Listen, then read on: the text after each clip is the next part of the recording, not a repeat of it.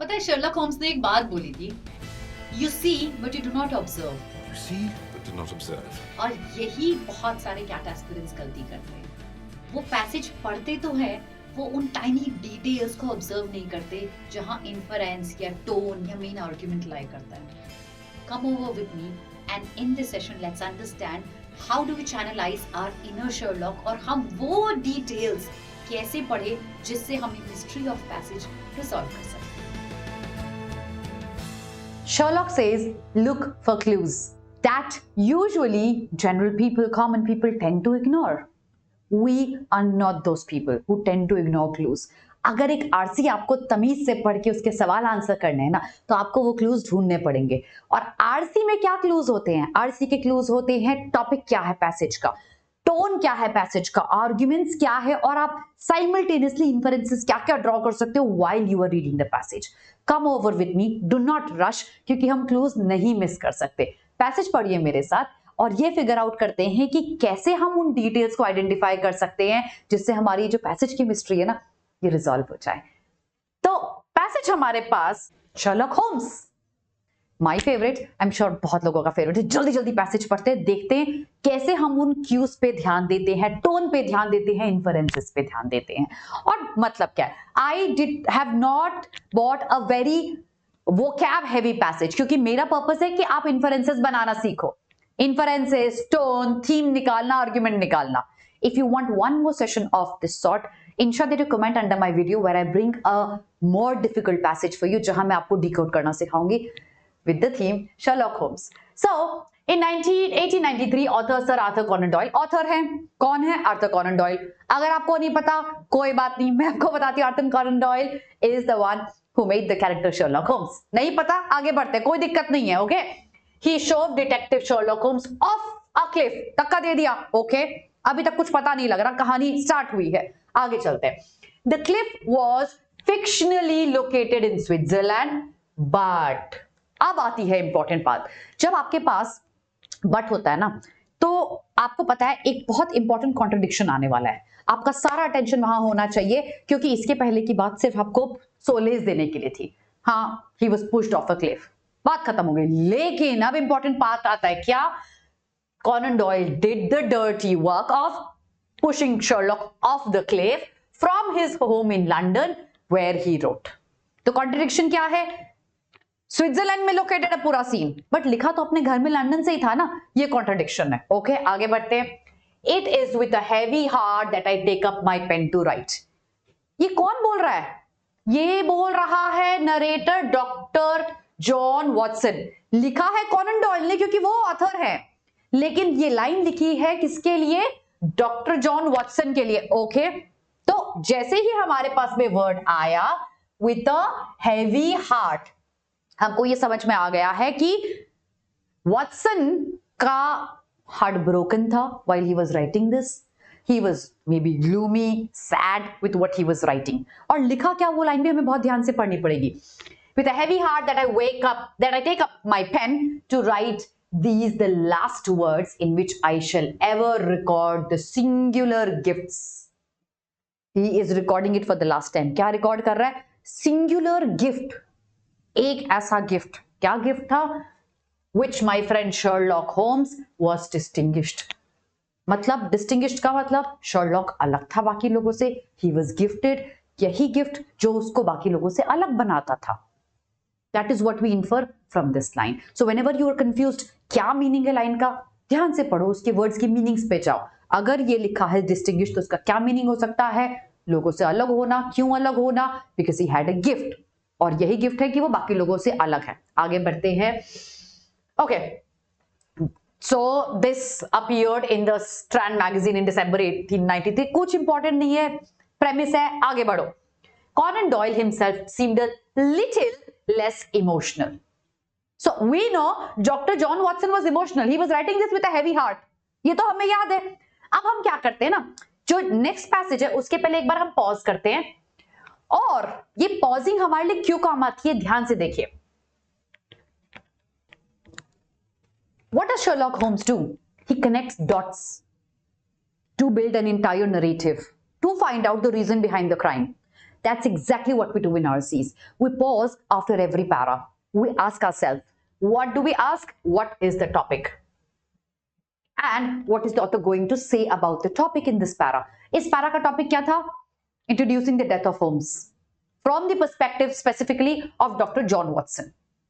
और इस इंट्रोडक्शन के बारे में वॉटसन का ओपिनियन बताया है. ये इस पैरा का पर्पस है. ऐसे ही अगर हम हर पैरा का कनेक्शन करेंगे तो हमारे पास एक बिग पिक्चर बन के आती है जो एंड में नरेशन होती है हमारे क्राइम का, just like Sherlock would do. Second para में यही चीज ट्राई करते हैं एक बार. यहां पॉज करेंगे, अपने आप से पूछेंगे टॉपिक क्या है और ऑथर ने क्या बोला है टॉपिक के बारे में. तो यहां तक हमको पता लग गया वॉटसन का क्या पर्पस, क्या पॉइंट ऑफ व्यू था. Now, Conan Doyle himself seemed a little less emotional. उसको इतना हर्ट नहीं हुआ जितना हर्ट वॉटसन को हुआ था. Killed Holmes.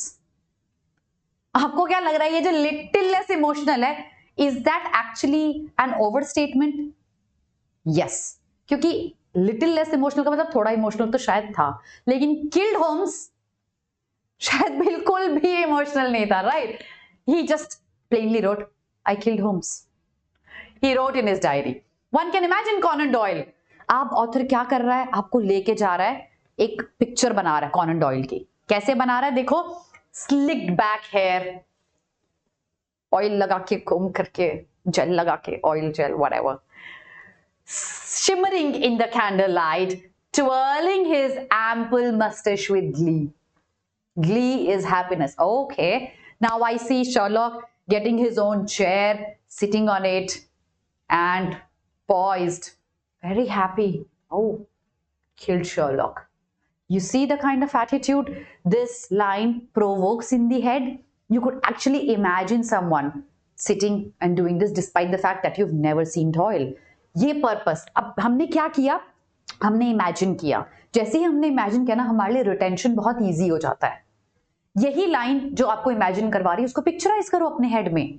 पिक्चराइज करने से जब आप क्वेश्चंस आंसर करोगे आपके लिए रिटेंशन बहुत आसान हो जाएगा. सो ही लेटर सेड, यहां तक हमको क्या समझ आ गया कि डॉयल का जो पॉइंट ऑफ व्यू था टुवर्ड्स किलिंग शर्लॉक वो इंडिफरेंट सा था. शायद थोड़ा सा सेडिस्टिक भी हो सकता है, जानबूझ के मार दिया उसको, क्योंकि ही वाज अपनी मस्तिष्क को ट्विर्ल कर रहा था with glee. He later said of his famous character, I have had such an overdose of him. बहुत ज्यादा हो गया था शर्लॉक शर्लॉक शर्लॉक, है ना? So I have had an overdose of him that I feel towards him as I do towards. अब ये देखो, कोई एक वर्ड है जो तुम प्रोनाउंस भी नहीं कर पा रहे, तुमको समझ भी नहीं आ रहा. क्या ये तुम्हारी रीडिंग स्पीड को हैम्पर करना चाहिए? No my children, certainly not. क्योंकि नहीं पता तो इन्फर करके आगे बढ़ो. ये आपका स्पीड ब्रेकर नहीं होना चाहिए. So, I had an overdose of him. That I feel towards him as I do towards this mystery word of which I once ate too much. मतलब ये कोई खाने की चीज है, बहुत सारा खा लिया था, अब दोबारा कभी जीवन में वो देखने का. ऐसा होता है ना, कुछ खा लेते हैं then you never want to look at it again. उसी तरीके से इतना खा लिया उसने शर्लॉक का character, not literally eating but so much overdose of that character that the name of it gives me a sickly feeling to this day. Topic of this para, जल्दी से let's connect the cues. Topic क्या है? Point of view of Arthur Conan Doyle towards killing Sherlock. What is it? Indifferent, maybe a little detachment, a little bit of hatred as well, because he had overdose of it. आते हैं next para पे. Conan Doyle may have thought at the time of finishing Holmes off in print, मतलब खत्म कर दिया, finishing off मतलब मार दिया, okay, that was that. क्या? that was that? नहीं आया समझ? कोई बात नहीं, मतलब ये वही था, खत्म हो गया. नहीं आया समझ? आगे बढ़ो. इतना फ्रेट नहीं करना हम लोगों को, क्योंकि वो हमारी स्पीड को फिर ब्रेक करेगा. Okay, so at the time of finishing Holmes of in print, that was that. उसको लगा ये बात यहीं खत्म हो गई, शर्लॉक मर गया, कहानी खत्म. अब आता है if he did think this, he did not understand fans. क्या ऑथर कर रहा है यहाँ? कॉन्ट्रडिक्ट कर रहा है. ऑथर बोल रहा है कि आर्थर कॉनन डॉयल को गलत लगा. दैट वाज नॉट दैट, कुछ और था. उसको ना फैंस की समझ नहीं थी, particularly fans of Holmes. Very well. The public reaction to the death was unlike anything previously seen for fictional events. Unlike anything मतलब आज के पहले हमने ऐसा कभी भी नहीं देखा था जैसा हमने देखा with Sherlock's death. आज के पहले नहीं देखा का मतलब शायद ये फैन वाला जो चीज था ना, आज के पहले इतना प्रेवलेंट नहीं था. ये हम इन्फर कर रहे हैं इस लाइन से, right? More than 20,000 Strand readers cancelled their subscription जो इस बुक में आया था. ओके, अब हमने क्या किया? पैरा 1 को पैरा 3 से कनेक्ट किया. Outraged मतलब बहुत गुस्सा by Holmes' premature demise. Premature demise का मतलब फैंस का ये मानना था कि ये जो डिमाइस है ना, ये जल्दी हो गया, हमने एक्सपेक्ट नहीं किया था. ये है दूसरा इन्फरेंस इस पैरा का. The magazine barely survived. Its staff referred to Holmes' death as the dreadful event. क्या हो रहा है इस पैरा में? वो पैरा में इम्पैक्ट बता रहा है of Sherlock's death on its fans. They called it premature demise, dreadful event. मतलब फैंस वर शॉक्ड और कॉनन डॉयल को लगा था ये बात नहीं खत्म हो जाएगी, लेकिन शायद हो ही नहीं. आगे देखते हैं. पॉज किया. यहां हमने क्या पूछा अपने आप से? कनेक्ट करते हैं केसेस. पैरा 1 2 3 क्या कर रहे हैं? Introducing us to Sherlock's death. This one Conan Doyle का पर्सपेक्टिव, दिस वन फैंस का पर्सपेक्टिव. बना flow chart?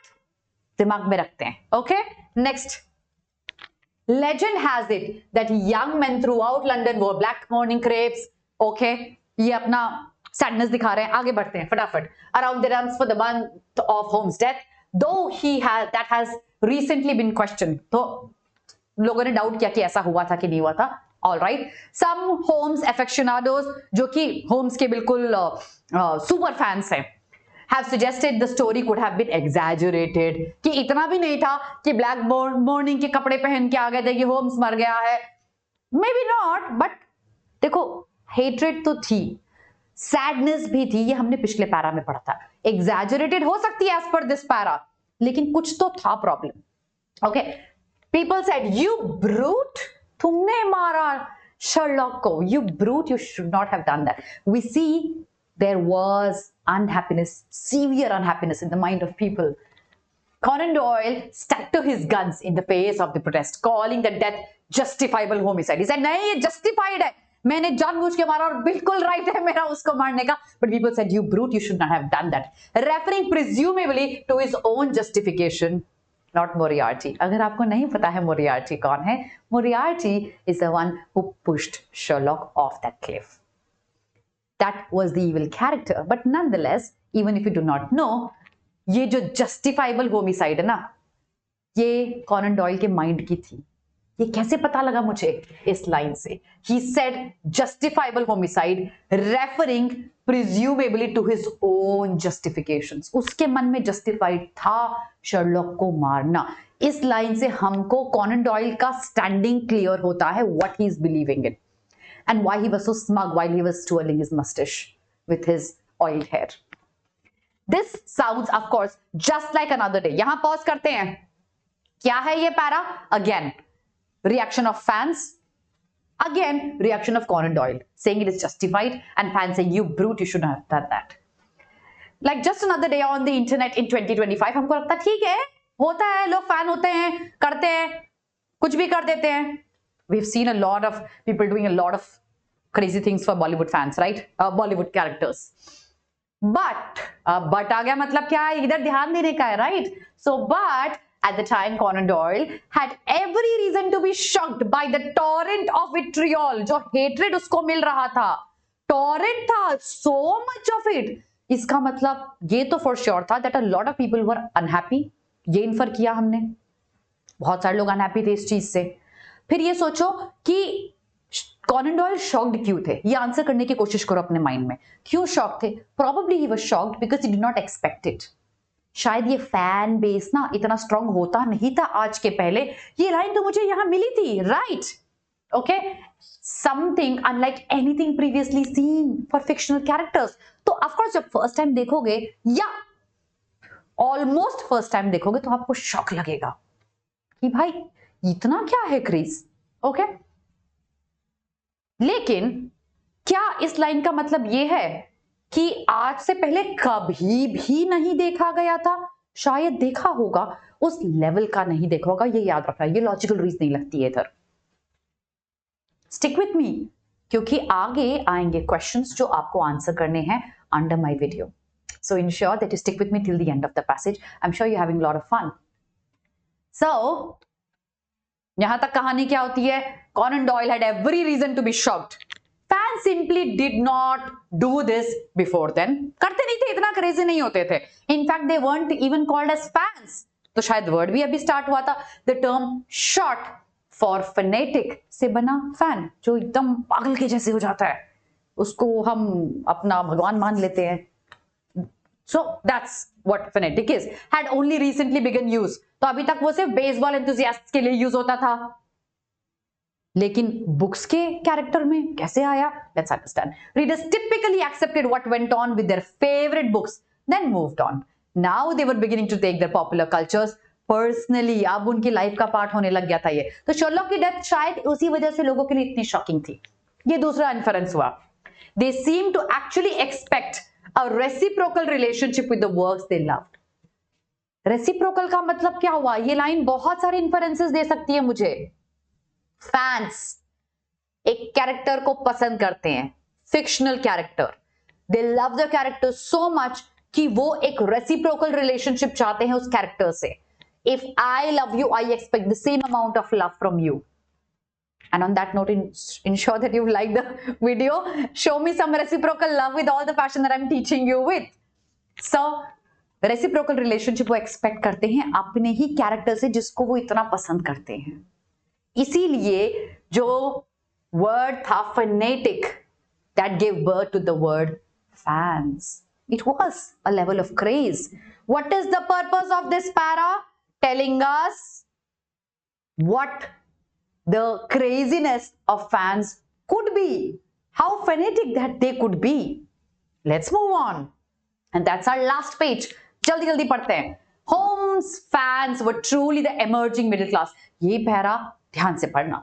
Emerging middle class है. तो किस टाइप के लोग उसकी फैन फॉलोइंग करते थे? जो अभी अभी मिडिल क्लास बने हैं. ऊपर से नीचे नहीं, नीचे से ऊपर.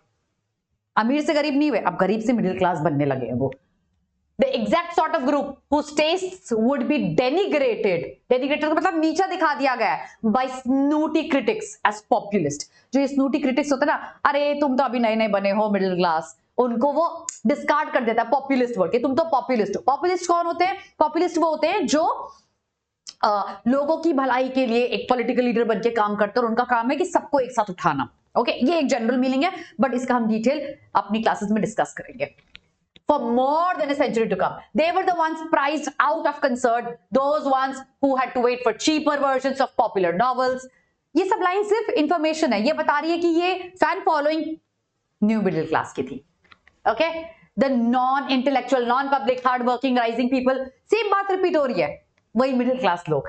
The first true mass modernist, और उन्हीं मिडिल क्लास लोगों को फर्स्ट ट्रू मास मॉडर्न्स बोला है. मासेस है और मॉडर्न है. So it's actually something positive coming out of it. You see, एक जगह उनको पॉपुलिस्ट बोला जा रहा है, एक जगह उनको डेनिग्रेट किया जा रहा है, एक जगह उनको फर्स्ट ट्रू मास मॉडर्न्स बोला गया है. These are terms given to the middle class. These are terms you need to be very attentive about. The Strand targeted them with what we now recognize as exciting, high concept genre stories. ये कौन सी stories थी जो इन लोगों को पसंद थी? Mysteries and science fiction from writers such as H.G. Wells and Jules Verne. तो हम जैसे मिडिल क्लास मास लोगों को, मास ट्रू मॉडर्न्स को क्या पसंद था? फिक्शन, साइंस फिक्शन, या फिर mystery. And that's exactly what Sherlock Holmes would give us. Pause. कौन रीडर थे? ये आंसर किया इस पैरा ने. उनका मोर डिस्क्रिप्शन और उनको क्यों पसंद थी और किस टाइप की नॉवेल्स पसंद थी, ये पैरा कर रहा है. कनेक्ट ये डॉट्स, आगे चलते हैं. Holmes fans have only grown more obsessive since then. The only difference is that now we are used to super fandom. अब आज हमको पता है super fandom क्या है. हम बॉलीवुड हॉलीवुड एक्टर्स की बात करते हैं, शोज की बात करते हैं, हम म्यूजिकल बैंड्स की बात करते हैं, सबकी चेकलिस्ट में होगा हम जाके कोल्डप्ले का एक कॉन्सर्ट अटेंड कर लें. आज हमारे लिए ये ओके है. That's what the line says, right? But तब नहीं था और इसीलिए Conan Doyle was shocked. Connect किया हमने पिछले पारा से इसको. Gatiss has also pointed everything onwards is people drawing a line from Sherlock and Dr. Watson. Agatha Christie does it explicitly. Agatha Christie कौन है? Another author. Book पढ़नी Agatha Christie की, read, and then there were none. You're going to love it. Come back and say a thank you to me. She does it explicitly and makes Poirot short and round, as opposed to tall and lean. So, Poirot was the detective character in Agatha Christie's books. Short and round. Tall and lean, Sherlock Holmes. Comparison किया गया. देखिए इधर comparison, ध्यान दो. So, एक commonality है detective novels में. एक कैरेक्टर की, एक डिटेक्टिव की जो फाइंड करेगा कल्प्रिट कौन है. जैसे हम कोशिश कर रहे हैं फाइंड करने की इस पैसेज का क्वेश्चंस का आंसर क्या होगा. He needs a Watson. So she, अब देखो जैसे डिटेक्टिव को शर्लॉक को वॉटसन चाहिए था तो अगाथा ने क्या क्रिएट किया? Captain Hastings. Everywhere you go this is the model. ये लाइन इंपॉर्टेंट है. क्या मॉडल है? एक मेन कैरेक्टर, एक साइड कैरेक्टर. काम क्या है? मिस्ट्री अनकवर करना. That's why it is imperishable. I think imperishable जो नहीं खत्म होगा, नहीं खराब होगा. आज भी अगर मैं आपको ऐसी कोई स्टोरी तो आपको मजा आएगा पढ़ के. हम इतने सारी नेटफ्लिक्स में आज डॉक्यूमेंट्रीज देख रहे हैं, वो इन्हीं चीजों के बारे में, right? Just look at the landscape of current TV heroes, many of which play on Holmes' brilliant but damaged formula. Brilliant but damaged क्या मतलब होगा? सोचो everyone. Quick. बहुत स्मार्ट है लेकिन कुछ गड़बड़ है, कहीं तो डैमेज है. मेंटली हो सकता है, इमोशनली हो सकता है, कोई चाइल्डहुड ट्रॉमा हो सकता है, कुछ तो है गड़बड़. Okay. Even outside the world of detection, I think Doyle began the idea that super intelligence comes at the price of some kind of social dysfunction. ज्यादा स्मार्ट हो तो कोई तो डिसफंक्शन है. तो हाँ, हम अपने मन में जस्टिफाई कर सकते हैं कि मेरा डिसफंक्शन शायद इसलिए क्योंकि मैं ज्यादा स्मार्ट हूं. Good way to justify. लेकिन ऑथर ने आगे वाली लाइन में इसको डिस्कार्ड किया है. देखो क्या बोला है. He is a genius, therefore he is a bit strange. I don't know how often that happens in real life. नहीं तो अगर मैं वियर्ड हूं इसका मतलब ये नहीं मैं इंटेलिजेंट हूं. इससे हमको सोलेस नहीं मिलता. ऐसा रियल लाइफ में नहीं होता. ये सिर्फ कैरेक्टर्स के साथ होता है. But it happens a lot in fiction. Closure पे आते हैं अब. So the last line says, in other words, pushing Sherlock Holmes off a cliff has no chance of killing him. He'll always come back in this lifetime and the next. The fans will see to it.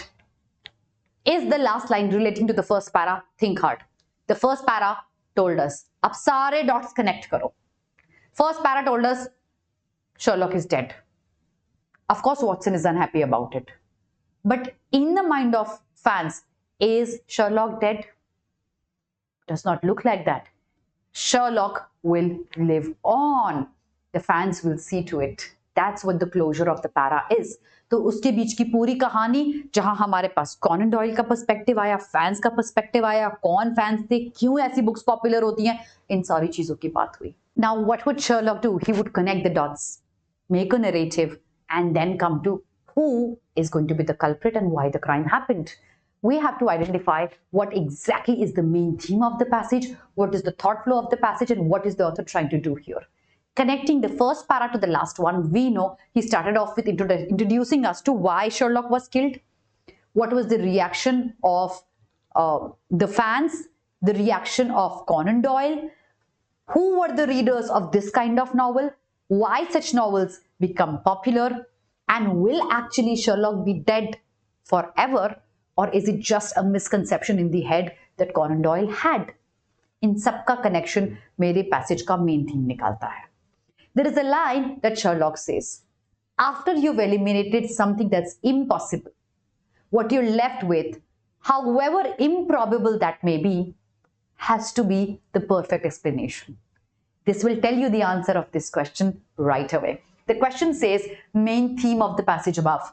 Option A says Strand Publications lost a huge chunk of their subscribers. Factually right है मेरे passage से, लेकिन क्या पूरा passage मेरे huge chunk of subscribers के falling के लिए लिखा गया था? वो merely एक लाइन थी. बाकी पैरास का क्या करना है इसके साथ में? कॉनन डॉयल का क्या पर्सपेक्टिव था? फैंस का क्या पर्सपेक्टिव था? फैंस मिडिल क्लास थे, क्यों उनको ये बुक्स पसंद है?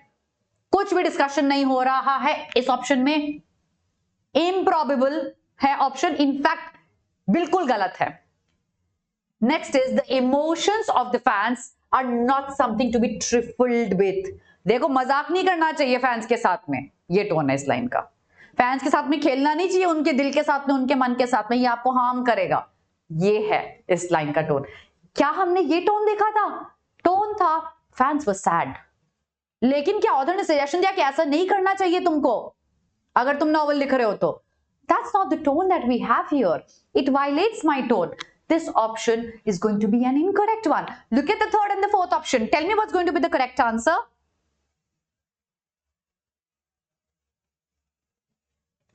C says the very first incident of fan frenzy. While we were reading the lines, we understood it wasn't the very first ever, but it was one of the recent ones. इसके पहले इस level का नहीं देखा गया था, शायद देखा होगा. Logically incorrect. So however improbable it is, after eliminating options, you know what your correct answer is going to be. The aftermath of the death of Holmes. He was killed in the very first para. उसके बाद क्या क्या चीजें निकल के आई? Conan Doyle, fans, ऐसी और books I, fan frenzy आया, लोगों के मन में ये आया कि शर्लॉक कभी भी डेड नहीं है हमारे लिए. All of that is an aftermath of the death of Holmes. That's our very first question. And now I hope you have understood how do we connect the dots of a passage. If you want more such passages and you would want me to explain how to read the passage in detail with difficult ones as well, I want you to comment under my video, but there's a little bit of homework now that you've seen the video till the end. There are 3 more questions that I would want you to answer under my video. I'll respond to each one of you personally. Here's our next question. इसका answer आप comment box में बताएंगे. ये है question number 2. Pause करके देख लीजिएगा. Question number 3 and question number 4. These are the questions as homework for you. And the next time you see an RC, don't be a casual reader. Be Sherlock. Look for clues, observe, connect the dots, and resolve the case. Let's crack it together.